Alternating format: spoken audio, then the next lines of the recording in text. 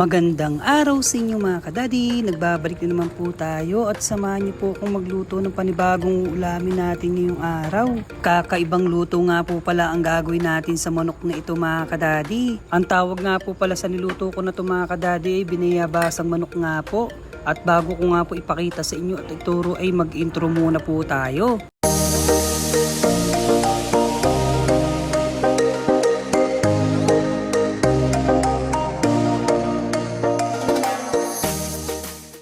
Ang unang ginawa ko nga lang po dito mga kadadi ay hinugasan ko nga lang po ang 1 kilong manok para po matanggal ang pinakalansa nito.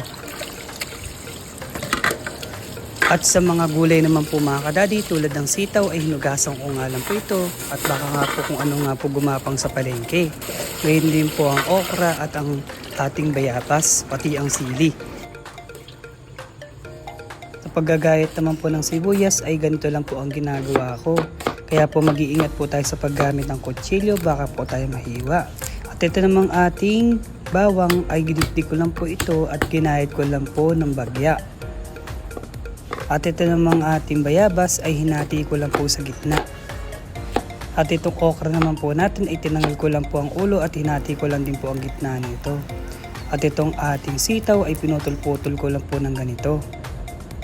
At maggayak na tayo ng pagpiprituhan ng manok. Pinirito ko po ang manok natin mga kadadi para makakaiba naman, para po mas masarap pagka nilagyan natin mamaya ng sabaw. Pagka ginawa na natin itong binabayasang manok. Pagka ganitong bagyang golden brown na, ihanguin na po natin ito.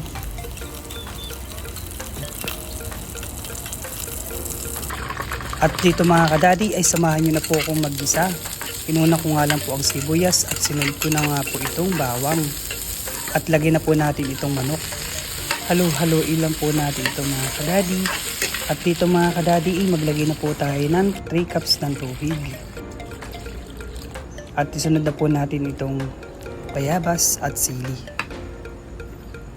At taktakan po natin ng 10,000 patis. Di joke lang, 2 kutsara lang po yan. At ito po ang ginamit natin, Knorr chicken. At haluin lang po natin ito at tinaktakan ko na nga po ng paminta.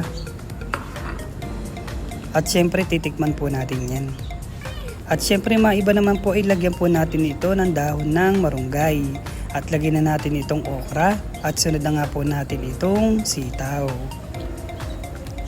Ang sarap nito mga kadadi lalo na't pag umuulan. Napakasarap humigop ng sabaw. At mga kadadi, comment yes naman po kung nagustuhan nyo ang video ito. At comment below naman po kung taga-saan kayo para nalalaman namin kung saan umaabot ang video ito. Pakipollow naman po ang ating account para po sa mga susunod na upload natin ay ma-update kayo. At lagi po tayo magdadasal sa Panginoon mga kadadi. Huwag tayo makalimot sa Kanya at siya nagbibigay ng blessings sa atin sa araw-araw. Ito po si Daddy Mike Kitchen na laging nagsasabing mas piliin niyo pong laging masaya. Bye bye po!